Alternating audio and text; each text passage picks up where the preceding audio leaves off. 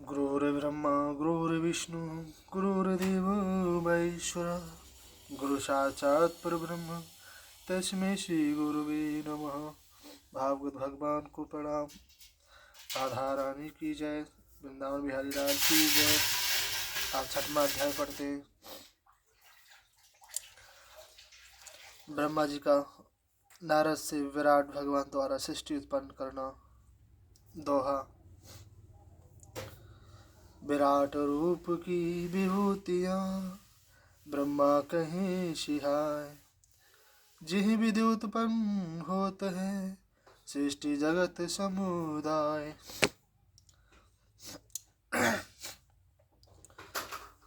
ब्रह्मा जी बोले, हे नारद जी, विराट भगवान के मुखारविंद से वाणी तथा अग्नि की उत्पत्ति हुई। गायत्री, विष्टुप, अनुष्टुप, डाष्टिक, बहती, पंक्ति तथा जगती में सातों छंद विराट भगवान की सातों धातुओं से उत्पन्न हुए। अन्न, रस, रसना तथा उनकी अधिष्ठाता वरुण देवता विराट भगवान की जीव से प्रकट हुए। पांचों प्राण वायु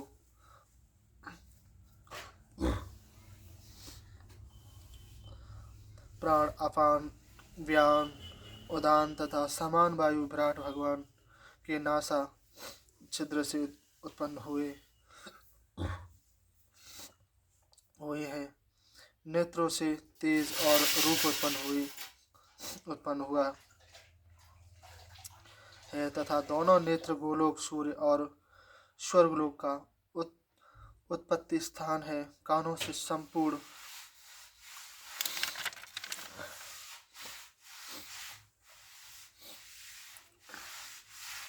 तीर्थ तथा दिशाएं उत्पन्न हुई हैं।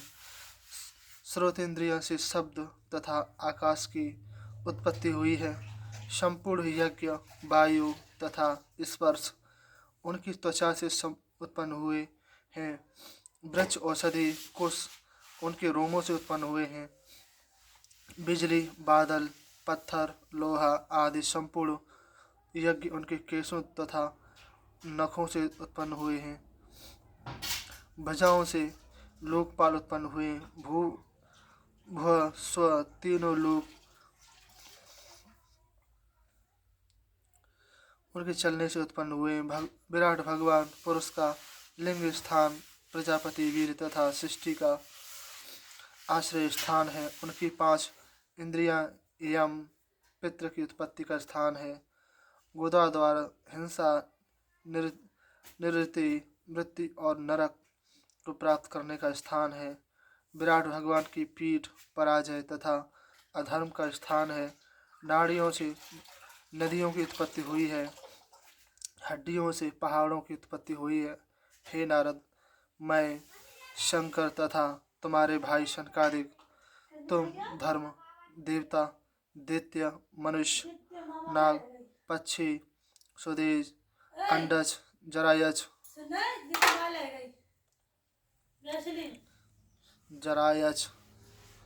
आदि सभी प्राणी, पितर, सिद्धनाग, आकाश आदि संपूर्ण भूत, नक्षत्र, ग्रह आदि सब विराट भगवान से ही उत्पन्न हुए हैं।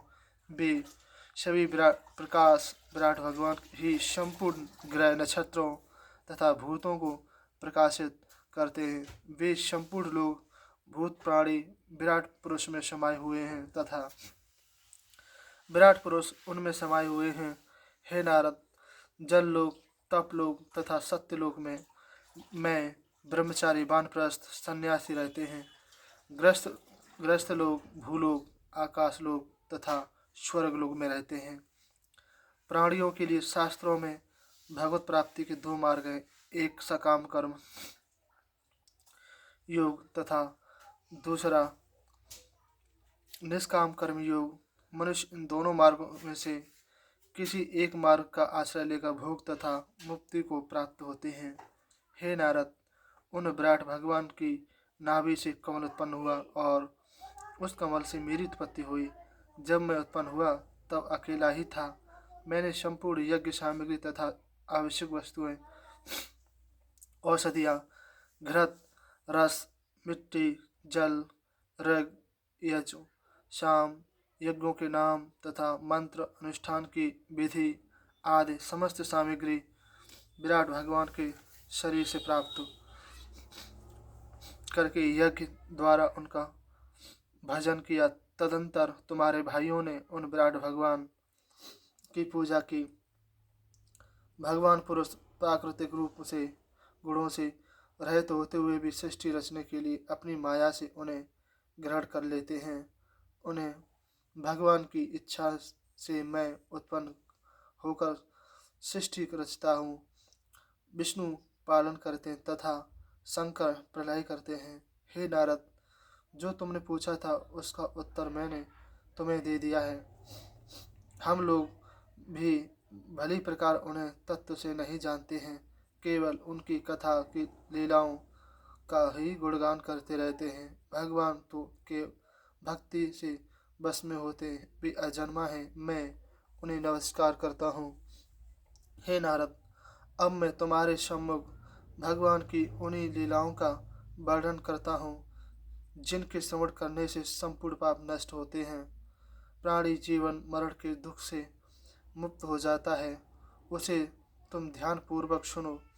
7वां अध्याय विराट भगवान के 24 अवतारों की कथा। दोहा।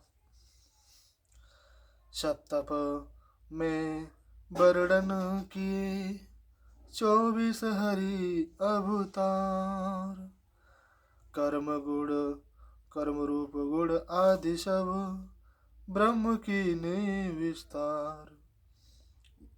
भगवान की लीला अवतारों का वर्णन। ब्रह्मा जी बोले, हे नारद जी, प्रलय काल में मैं जब यह पृथ्वी जल में डूब गई थी, तब उस पृथ्वी को जल से निकालने के लिए भगवान ने नंबर 1 बड़ा अवतार धारण किया।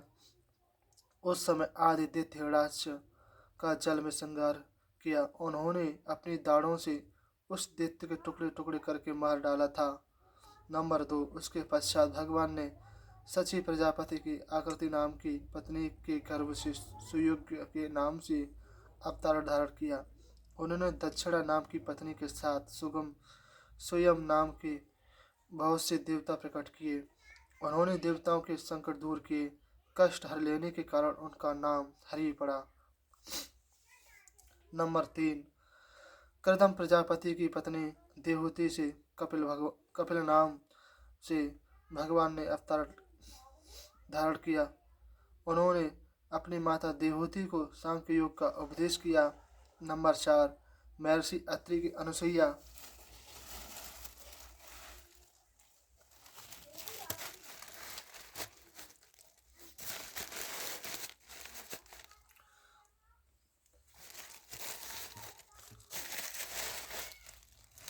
जय श्यामा श्याम जय राधे श्याम।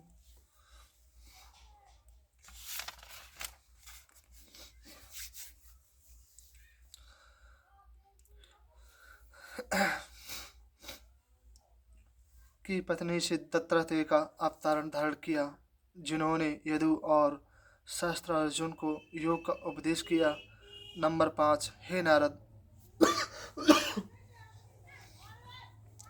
मैंने सृष्टि के आरंभ से अनेकों लोकों की रचना की के लिए घोर तप किया। उस तप से प्रसन्न होकर मेरे सन नाम की चारों पुत्र सनक, सनंदन, सनत कुमार और सनत कुमार के रूप में अवतार धारण किया। उन्होंने अपने उपदेशों से प्रलय काल में भूले हुए ज्ञान को पुनः ऋषियों को समझाया। नंबर 6 दक्ष प्रजापति की कन्या मूर्ति के गर्भ से धर्म के द्वारा भगवान ने नर नारायण का अवतार लिया। उन्होंने ऐसा घोर तप किया कि उनके तप को बड़ी बड़ी अप्सराएं भी खंडित न कर सकें। नंबर 7 उत्तानपाद के पुत्र ध्रुव को दर्शन देने के लिए भगवान ने अवतार धारण किया। नंबर 8 राजा बेन बड़ा पापी था। ब्राह्मणों ने अपनी हुंकार से उसको मार डाला। उसके शरीर का मंथन करने से भगवान पृथु नाम से उसके शरीर से प्रकट हुए। उन्होंने अपने पापी पिता बेनु का उद्धार किया और समस्त पृथ्वी को जीतकर धर्म की स्थापना की। पृथ्वी को गाय बनाकर उसमें से संपूर्ण तत्वों का दोहन किया। नंबर 9, राजा नवि की पतिव्रता पत्नी सुदेवी की गर्भ से ऋषभ देव के रूप में भगवान ने अवतार लिया। उन्होंने मूढ़ पुरुष की भांति योग की साधना की और समस्त ऋषियों को परमहंस तथा अवधूतों के लक्षणों का उपदेश दिया। नंबर 10, भगवान ने हयग्रीव के रूप में अवतार धारण किया। भगवान का ये अवतार वेदमय, यज्ञमय तथा सर्वदेवमय था। उनकी नासिका की श्वास से देववाणी उत्पन्न हुई। नंबर 11, चाचौर मनवंतर के समाप्त होने पर राजर्षि सत्यव्रत ने मत्स्य भगवान के दर्शन किए। राजर्षि सत्यव्रत प्रलय काल के समय पृथ्वी रूपी नौका में बैठकर उन्हीं मत्स्य भगवान की कृपा से वेदों तथा संपूर्ण जीवों की रक्षा कर सके थे। नंबर 12, क्षीर सागर मंथन करते समय भगवान ने कच्छप अवतार धारण किया और मदराचल पर्वत को अपनी पीठ पर धारण किया। नंबर 13, हिरण्यकश्यपु दैत्य का संहार करने के लिए भगवान ने नरसिंह अवतार धारण किया और प्रहलाद भक्त की रक्षा की। नंबर 14, गज और ग्राह एक महान सरोवर में सैकड़ों वर्षों से युद्ध कर रहे थे। तब ग्राह ने गज को पानी में खींच लिया। केवल जौ के बराबर सूल शेष रह गई थी। उसने अंत समय में अपनी रक्षा के लिए भगवान को पुकारा। तब सर्वशक्तिमान भगवान ने गज की रक्षा के लिए अवतार धारण किया और उस गजंत्र को विपत्ति से बचाया। नंबर 15, जब राजा बलि ने अपनी महान शक्ति से देवराज इंद्र को हराकर त्रिलोकी का राज्य छीन लिया था, तब भगवान ने 52 अवतार धारण किया और राजा बलि से त्रिलोकी का राज्य लेकर इंद्र को दे दिया। उन्होंने उपेंद्र की पदवी धारण करके देवताओं की रक्षा की। नंबर 16, हे नारद, तुम्हारी भक्ति से प्रसन्न होकर भगवान ने हंस का अवतार धारण कर तुम्हें भागवत धर्म का उपदेश किया। नंबर 17, उन्हीं भगवान ने श्यामक मनु का अवतार धारण करके प्रत्येक मनवंतर में मनुष्य की रक्षा की। नंबर 18, भगवान ने धर्मांतर के रूप में अवतार लेकर आयुर्वेद की रचना की। नंबर 19, जब क्षत्रिय लोग ब्राह्मण द्रोही और धर्म की मर्यादा का उल्लंघन करने वाले हो गए, तब परशुराम का अवतार धारण करके पृथ्वी से 21 बार क्षत्रियों का नाश किया।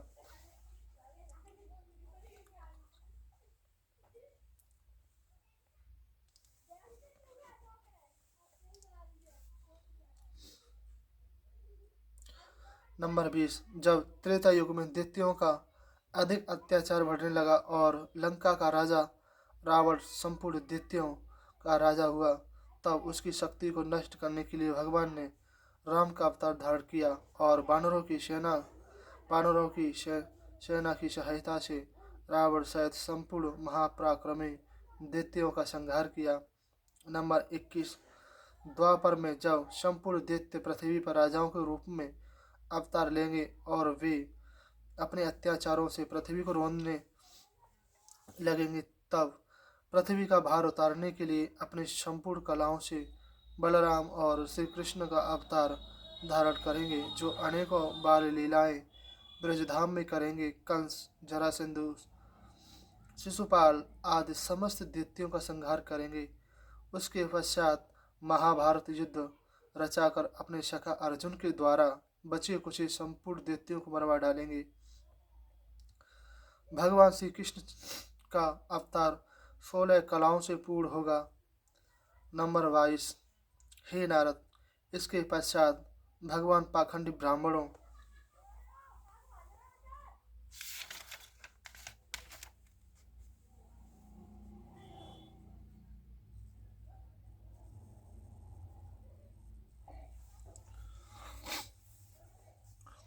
उपदेश देने के लिए बुद्ध के रूप में अवतार धारण करेंगे। नंबर 23, जब पृथ्वी पर शूद्रों का राज्य स्थापित हो जाएगा, ब्राह्मण, क्षत्रिय, वैश्य अपने अपने कर्मों को त्याग देंगे। जब स्वाहा स्वाधा और वस्त्रकार को ध्वनि तथा देव पितरों के यज्ञ तथा श्राद्ध सभी भ्रष्ट हो जाएंगे। तब कलयुग के अंत में कल के भगवान अवतार धारण करेंगे।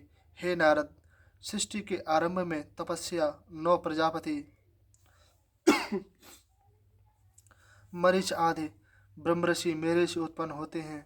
जब सृष्टि की रक्षा के लिए धर्म, विष्णु, मनु, देवता तथा राजाओं के रूप में भगवान अवतार लेते हैं। जब प्रलय का समय होता है तब अधर्म, रुद्र तथा क्रोध एवं दैत्यों के रूप में भगवान की विभूतियाँ उत्पन्न होती हैं। हे नारद, पृथ्वी के कण गिने जा सकते हैं किंतु उनकी विभूतियाँ नहीं गिनी जा सकती। उनके स्वरूप को ना मैं जानता हूँ और ना सनकादिक ही जानते हैं, फिर अन्य तो जान ही क्या सकते हैं। भगवान शेष उनके गुणों का गायन निरंतर अपने सहस्त्र मुखों से करते रहते किंतु वे भी उनका पार नहीं पा सकते। हे नारद, उनकी योग माया को मैं जानता हूँ, तुम जानते हो, भगवान शंकर जानते हैं। उनके प्रिय भक्त प्रहलाद, शतरूपा, मनु तथा प्रियवत जानते हैं।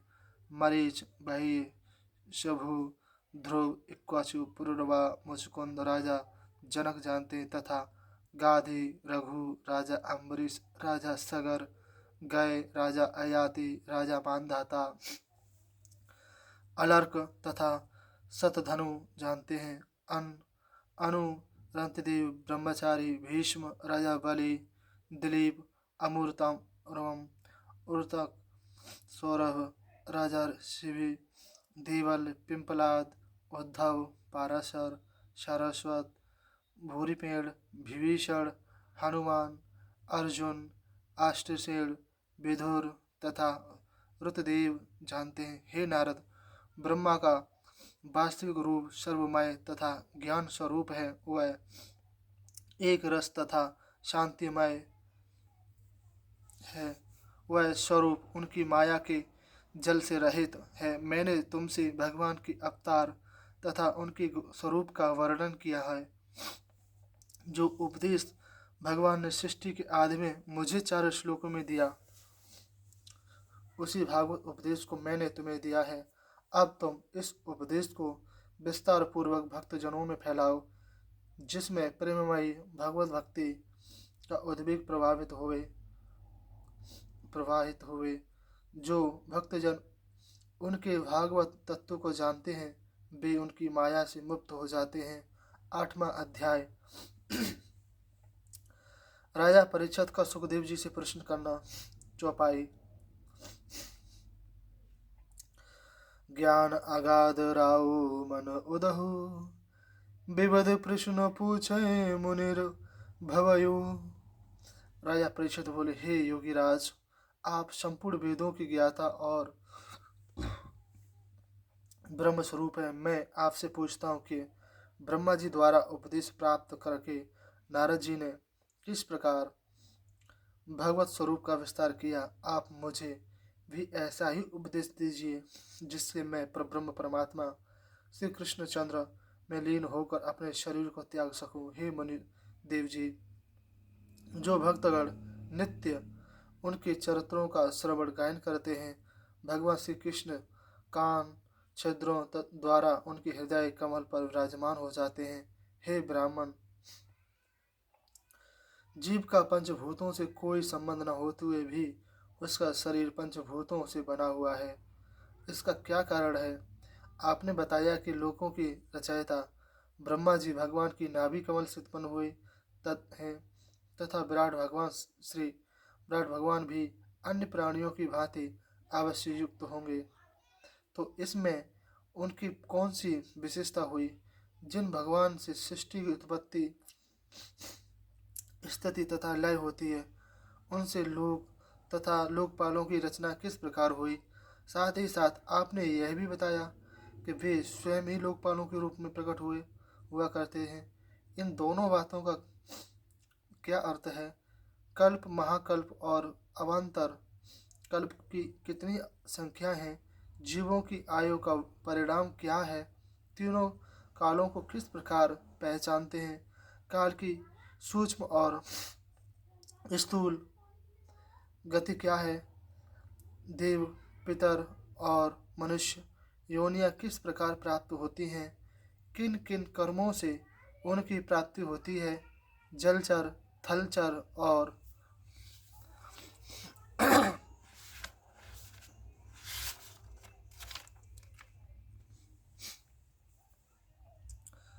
नवचर, स्थावर, जंगम सभी प्राणियों की उत्पत्ति किस प्रकार होती है? ब्रह्मांड का परिणाम क्या है? उरुडाश्रम के भेद तथा धर्म का क्या स्वरूप है? युग कितने हैं? उनके क्या परिमाण है? मनुष्य के करने योग्य क्या धर्म है? तत्व कितने हैं? उनके स्वरूप तथा लक्षण कितने हैं? आराधना तथा आध्यात्म योग के क्या स्वरूप हैं? योगी जन अंत में किस गति को प्राप्त होते हैं? उनका पंच तत्व वाला शरीर किस प्रकार नष्ट होता है? वेद, उपनिषद, शास्त्र, पुराणों का क्या रूप है तथा उनका क्या तात्पर्य है? इस सृष्टि की उत्पत्ति, पालन तथा नाश किस प्रकार होता है? यज्ञ यज्ञादि कर्मों के करने से क्या लाभ? धर्म, अर्थ, काम, मोक्ष किस प्रकार प्राप्त होते हैं? जो प्राणी प्रलय काल में प्रकृति विलीन हो जाते हैं, फिर उनकी उत्पत्ति किस प्रकार होती है? आत्मा किन कर्मों से बंधन तथा मोक्ष को प्राप्त होती है? आत्मा का स्वरूप क्या है? भगवान अपनी माया से क्रीड़ा करते हुए फिर किस प्रकार उदासीन रहते हैं? हे ब्रह्मज्ञानी श्री सुखदेव जी, मैं आपकी शरण में हूँ।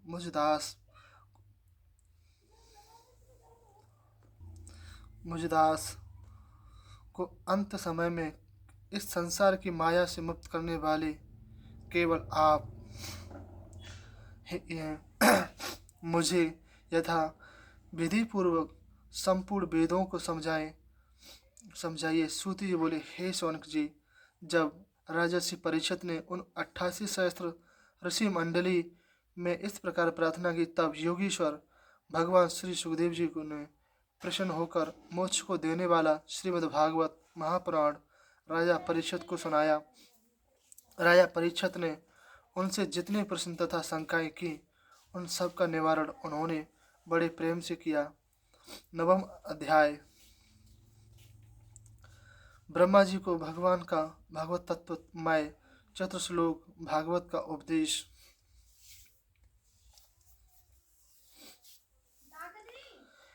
चौपाई। एक समय तप कीन विचारा, कौन मात और पिता हमारा? किसने अमल कमल उपजाया, किसके आश्रय कहाँ से आया? गगन गिरा सुन तप हर्षाए, करन लगे तप चित अति लाए। भय प्रकट जब जग आधारा, कहो भागवत धर्म अपारा। चार श्लोक विविध समुझाए, पाए भेद ब्रह्मा हर्षाए। श्री सुखदेव जी बोले, हे राजन परीक्षित, स्वप्न में देखे हुए पदार्थों से जिस प्रकार कोई संबंध नहीं होता है, उसी प्रकार आत्मा का भी इन सांसारिक पदार्थों से कोई संबंध ही नहीं है। आत्मा अपने अज्ञानवश माया से मोहित होकर ही इन नष्ट होने वाले सारहीन पदार्थों को अपना मानने लगता है। जब यह आत्मा माया में लीन हो जाता है, तब अपने को कर्ता मानकर मैं हूँ, यह मेरा है आदि मानता है। लेकिन जब यह आत्मा उस माया के आवरण को चीरकर उसमें मोहित नहीं होता तथा सत्व रजतम तीनों गुणों को उत्पन्न करने वाले काल से परे हो जाता है, तब यह आत्मा अपने ही में रम जाता है और वह आत्माराम हो जाता है।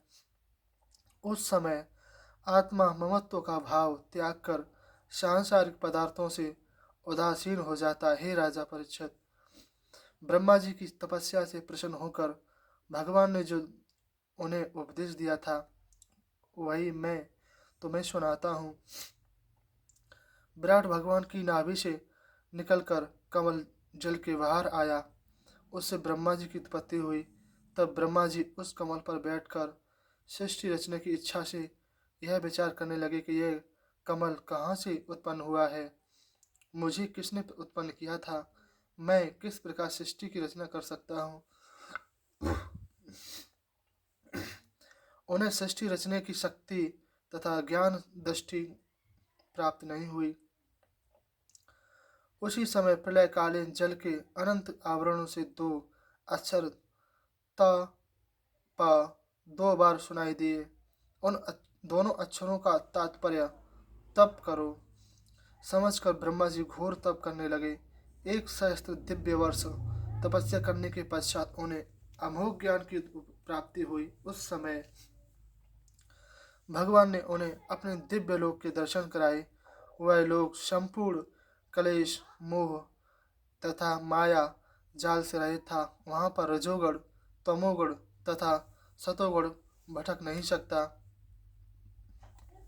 काल की गति तथा माया खड़ी नहीं हो सकती।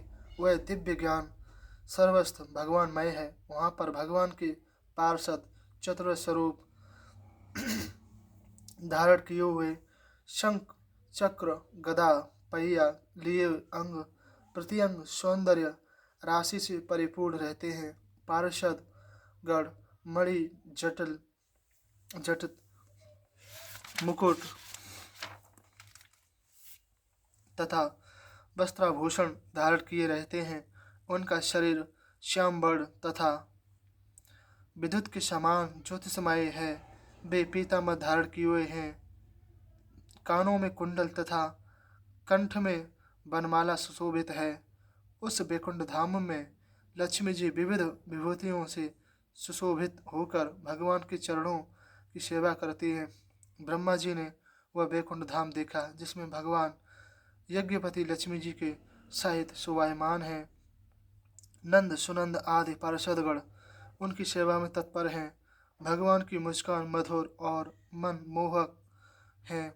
सिर पर दिव्य मुकुट, कंठ में कौस्तुभ मणि, वस्त्र स्थल पर श्रीवस्त्र का चिन्ह, कंठ में वनमाला तथा पीताम्बर धारण किए हुए हैं। उनका दिव्य शरीर रत्न जटित आभूषणों से जगमगा रहा है। चारों भुजाओं में शंख, चक्र, गदा, पहिया धारण किए हुए हैं। पुरुष प्रकृति, अहंकार 10, इंद्रियों सहित मन, 5 तन्मात्राएं, महत्व तथा पंचभूत आदि ये 25 शक्तियां रूप धारण करके उन भगवान की सेवा में संलग्न है। भगवान अपनी 6 नित्य सिद्धियां ऐश्वर्य, धर्म, कीर्ति, श्री ज्ञान तथा वैराग्य से पूर्ण है, परिपूर्ण है। ये संपूर्ण सिद्धियां भगवान को त्याग कर अन्यत्र कहीं भी नहीं रहती। ऐसी ज्योतिषमय भगवान के दर्शन प्राप्त करके ब्रह्मा जी अति प्रसन्न हुए और मन प्रेम के उद्वेग से उनका हृदय परिपूर्ण हो गया। नेत्रों से प्रेमाशु प्रभावित होने लगे। शरीर प्रकाशमान हो गया। उन्होंने झुककर साष्टांग प्रणाम किया। तब भगवान ब्रह्मा से प्रसन्न होकर उनका हाथ पकड़कर मधुर वाणी से इस प्रकार बोले, हे ब्रह्मा जी, तुमने तपस्या करके मुझे प्रसन्न किया है। जो तुम्हारी इच्छा हो वही वर मांगो। मैं सर्वशक्तिमान हूँ, तुम्हें सब कुछ देने में समर्थ हूँ। यह प्राणी जब तक मेरे निकट नहीं आता तब तक उसका कल्याण नहीं होता। तुमने मेरी आज्ञा से घोर तप किया है, इसी कारण तुम्हें मेरे दर्शन हुए हैं। हे ब्रह्मा जी, तपस्या मेरा हृदय है और मैं उसकी आत्मा हूँ। तपस्या करने से ही मेरी अखंड शक्ति प्राप्त होती है। मैं तपोबल से ही इस सृष्टि की उत्पत्ति, पालन तथा लय करता हूँ। ब्रह्मा जी बोले, हे विश्वपति, आप अंतर्यात्म अंतरा अंतर्यामी होकर सबके हृदय में वास करते हैं। आप अपने अपरमेय ज्ञान से यह सब कुछ जानते हैं कि मेरी क्या इच्छा है, किंतु फिर भी मैं आपसे वर मांगता हूँ कि मुझे आप वह ज्ञान दृष्टि दीजिए कि मैं आपके सगुण और निर्गुण दोनों स्वरूपों को भली प्रकार पहचान सकूं। मकड़ी के जाले की भांति आप इस सृष्टि की उत्पत्ति करते हैं और उसके साथ क्रीड़ा करते हैं। जिस प्रकार मकड़ी उस जाले को अपने मुख में निगल जाती है, उसी प्रकार आप भी इस सृष्टि को अपने में लीन कर लेते हैं। अब आप कृपा करके मुझे ऐसी शक्ति दीजिए जिससे मैं इस सृष्टि को रचकर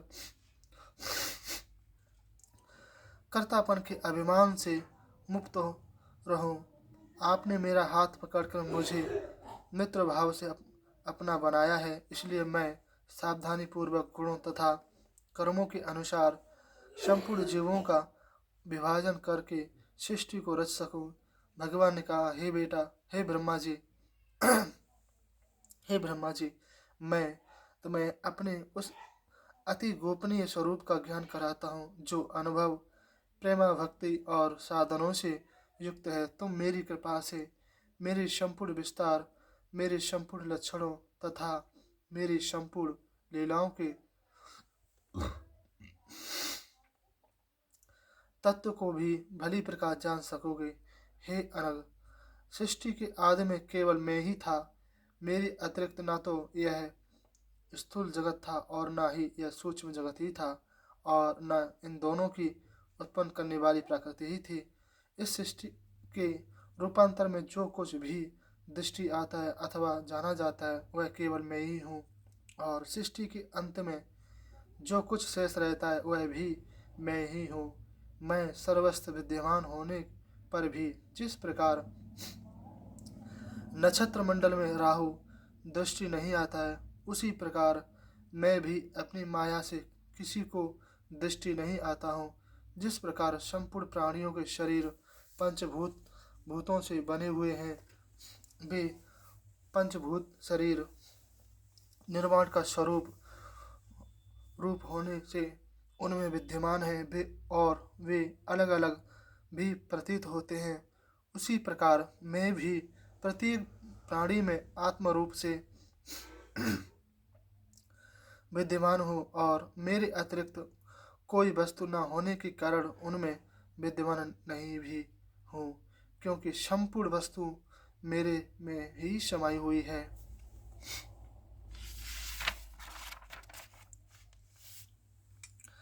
ब्रह्मा नहीं, इस निषेध पद्धति के अनुसार तथा यह ब्रह्म है, इस पद्धति के अनुसार यही सिद्ध हुआ है कि मैं सर्वदा सर्वत्र स्थित हूँ। बस केवल मेरा यही वास्तविक तत्व है। जो आत्मज्ञानी मेरे इस आत्मा और परमात्मा के तत्व को जानते हैं, वे मेरी इस माया में कभी मोहित नहीं होते। इसलिए हे ब्रह्मा जी, तुमने मेरे इस तत्व को प्राप्त कर लिया है, इसलिए तुम्हें किसी काल में भी अहंकार उत्पन्न नहीं होगा। श्री सुखदेव जी बोले, हे राजन परीक्षित, ब्रह्मा जी को ब्रह्म तत्व मैं इस चतुर्श्लोकी भागवत का उपदेश देकर भगवान अंतर्ध्यान हो गए। ब्रह्मा जी ने अंजलि बांधकर उन्हें साष्टांग दंडवत किया और पूर्व कल्प की भांति सृष्टि की रचना की। यह चतुर्श्लोकी भागवत ब्रह्मा जी ने अपने पुत्र नारद जी से प्रसन्न होकर उन्हें सुनाई थी। तत्पश्चात उस समय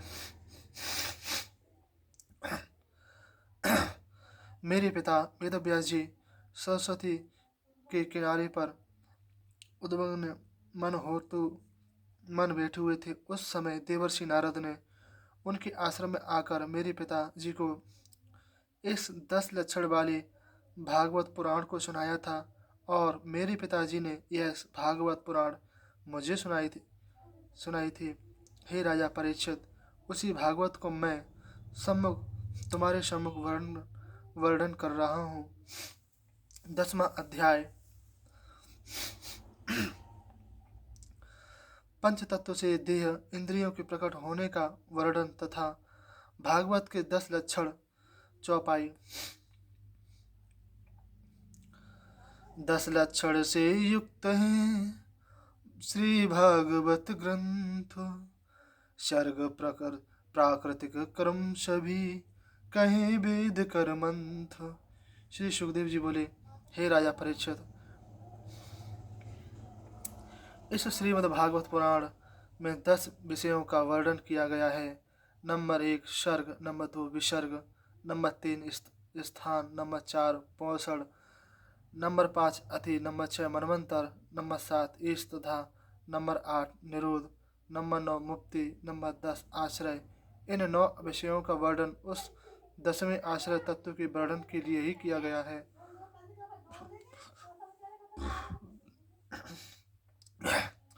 महात्मा पुरुषों ने श्रुति, तात्पर्य तथा अनुभव इन तीनों प्रकार की सुगम रीति से इन 10 तत्वों का वर्णन किया है। पंचभूति पृथ्वी, आकाश, जल, अग्नि तथा वायु है तथा उनकी तन्मात्रता, इंद्रियां, अहंकार एवं महत्व आदि की उत्पत्ति को सर्ग कहते हैं। विराट पुरुष के द्वारा उत्पन्न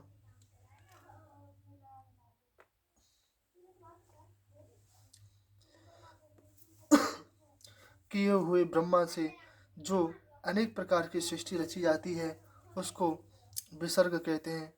नाशवान सृष्टि को एक मर्यादा की स्थिति करने में जो विष्णु भगवान की महानता प्रकट होती है उसको स्थान कहते हैं। अपने भक्तों पर कृपा करके सृष्टि के पालन, पोषण तथा वृद्धि को पोषण कहते हैं। शुद्ध धर्म के अनुष्ठान तथा प्रजा पालन आदि कर्म जो मनवंतरों के अधिष्ठाता करते हैं उसको मनवंतर तत्व कहते हैं।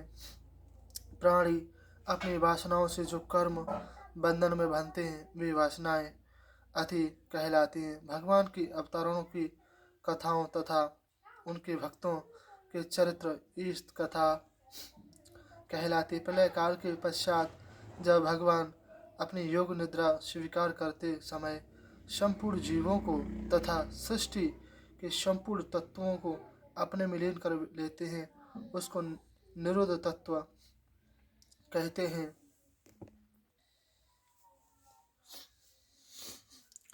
कर्तापन तथा भोक्तापन तथा अपनत्व रूपी अज्ञान को दूर करके सच्चिदानंद घन परमात्मा में ही लीन हो जाना मुक्ति कहलाता है। हे राजा परीक्षित, जिस तत्व के द्वारा इस सृष्टि की उत्पत्ति और प्रलय होती है उसी तत्व को ब्रह्म आश्रय तत्व कहते हैं।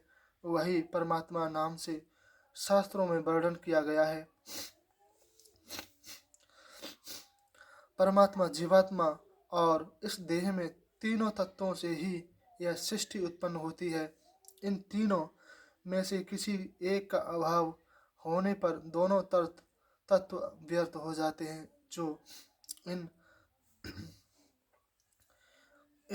तीनों तत्वों से अलग रहकर इन तीनों तत्वों को भली प्रकार से जानता है वही सबका आश्रय तत्व परमात्मा है। वह सबका आश्रय है और अपना आश्रय वह स्वयं है। विराट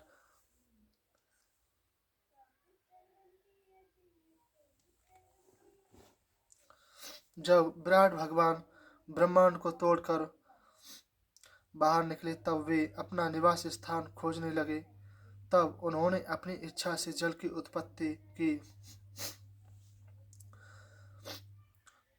उस पर अर्थात जल में श्रयण अर्थात आश्रय कारण ही उनका नाम नारायण हुआ। उन्होंने 1 सहस्त्र वर्ष तक उसी जल में निवास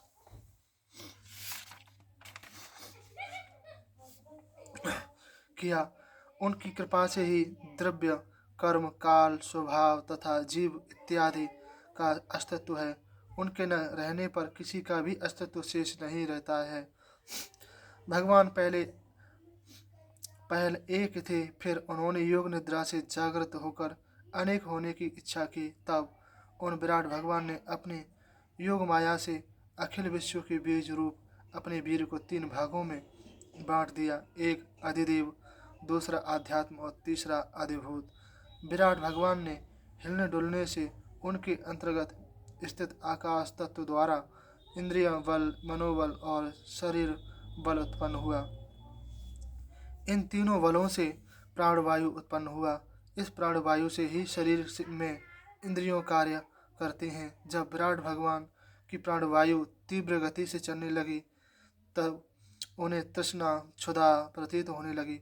खाने पीने की इच्छा होते ही सर्वप्रथम उन विराट भगवान का मुख खुला। उस मुख इंद्रियों के खुलने पर रसना उत्पन्न हुई और उससे अनेक रस उत्पन्न हुए। जब विराट भगवान की बोलने की इच्छा हुई तब बाघ इंद्रियां प्रकट हुईं और उसका देवता अग्नि और बोलना प्रकट हुए। सांस के आने जाने से नास का छिद्र खुलने से सूंघने की इंद्रियां उत्पन्न हुई जिसे घ्राण इंद्रियां कहते हैं। उससे वायु देवता प्रकट हुए हुआ। जब विराट भगवान की इच्छा देखने की हुई तब नेत्र खुल गए और उनका देवता सूर्य तथा नेत्र इंद्रिय प्रकट हुई। जब विराट भगवान जल में शयन कर रहे थे तब वेदों की रुतियाँ उनकी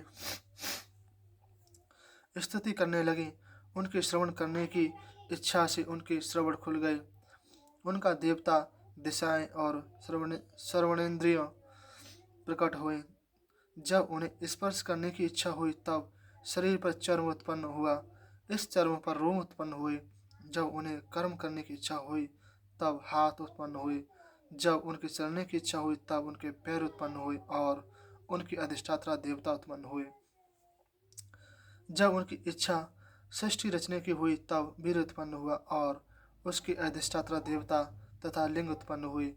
जब उन्हें मल त्याग की इच्छा हुई तो गुदा द्वार और उनके अन्य देवता उत्पन्न हुए। जब उनकी इच्छा एक शरीर से दूसरे शरीर में प्रवेश करने की हुई तब नाभि उत्पन्न हुई। उसका देवता अपान और मृत्यु उत्पन्न हुए। जब उन्हें अन्न जल आदि के ग्रहण करने की इच्छा उत्पन्न हुई तब आंतें नाड़ियाँ तथा कोक आदि उत्पन्न हुए। फिर मन और बुद्धि उत्पन्न हुई। मन का देवता चंद्रमा उत्पन्न हुआ। पृथ्वी जब से तेज से उनके शरीर में त्वचा चर्म मांस रुधिर मेधा मज्जा तथा अस्थि ये 7 धातुएं उत्पन्न हुई। आकाश जल तथा वायु तत्व से प्राण उत्पन्न हुए।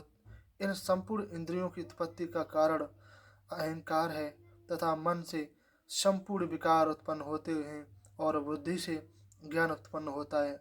श्री सुखदेव जी बोले, हे राजन परीक्षित, मैंने तुम्हें विराट भगवान के इस स्थूल शरीर का वर्णन सुनाया। यह स्थूल रूप पृथ्वी जल अग्नि वायु आकाश 5 तत्व अहंकार महतत्व तथा प्राकृतिक इन 8 आवरणों से ढका हुआ है। इस स्थूल शरीर से परे भगवान का सूक्ष्म रूप है। यह स्वरूप नित्य आदि मध्य अंत से रहित तथा निर्विशेष और अव्यक्त है। वहाँ तक मन और वाणी भी नहीं पहुँच सकते हैं। हे राजा परीक्षित, भगवान के इस स्थूल और सूक्ष्म जिसे व्यक्ति और अव्यक्त कहते हैं अपनी माया शक्ति से प्रकाशित होते हैं। अंत परमात्मा के वास्तविक स्वरूप को जानने के लिए योगी जन इन दोनों में से किसी भी स्वरूप को ग्रहण नहीं करते हैं।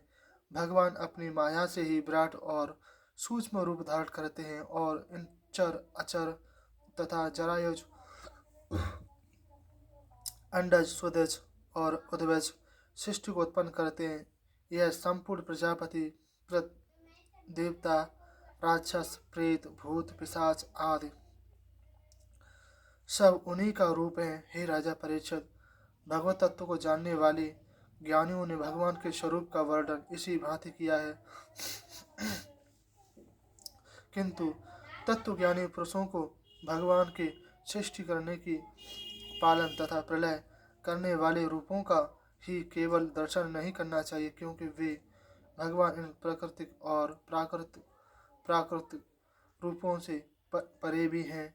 इस स्थूल स्वरूप का वर्णन इसलिए किया जाता है कि जो अज्ञानी पुरुष अपने को तथा परमात्मा को कर्ता मान बैठे हैं उनकी यह भावना दूर हो जाए, क्योंकि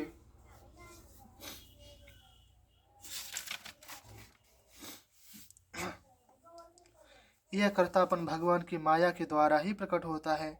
वे स्थूल स्वरूप भगवान उस माया से भी परे हैं। वे जितने अवतार रूप और अपने स्थूल शरीर को धारण करते हैं वह सब माया तक ही सीमित हैं, किंतु वे माया से परे होने के कारण उन सब से परे हैं। उनका ब्रह्म स्वरूप दूसरा ही है, जिसकी खोज तत्व ज्ञानी व योगी जन करते रहते हैं।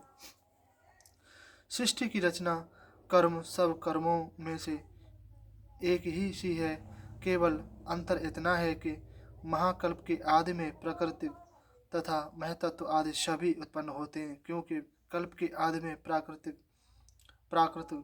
सृष्टि स्थिर रहती है, वह नष्ट नहीं होती, इसलिए केवल चराचर प्राणियों की नवीन सृष्टि रची जाती है।